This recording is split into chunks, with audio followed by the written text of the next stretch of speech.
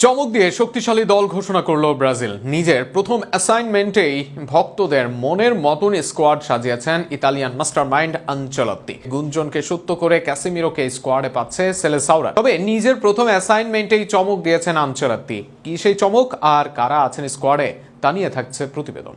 ব্রাজিলের দায়িত্ব গ্রহণের একদিন পরেই ব্রাজিলের আগামী 2 ম্যাচের জন্য স্কোয়াড ঘোষণা করেছেন কোচ কার্লো আনচেলত্তি। তবে ভক্তদের হতাশ করে এবারও জায়গা হয়নি নেইমার জুনিয়রের। নেইমারকে দলে না রাখার কারণ হিসেবে আনচেলত্তি বলেন, সে ইনজুরি কাটিয়ে ফিরেছে ঠিকই, কিন্তু এখনও শতভাগ ফিট না। ওর সঙ্গে কথা বলেছি, ও বোঝে পরিস্থিতি।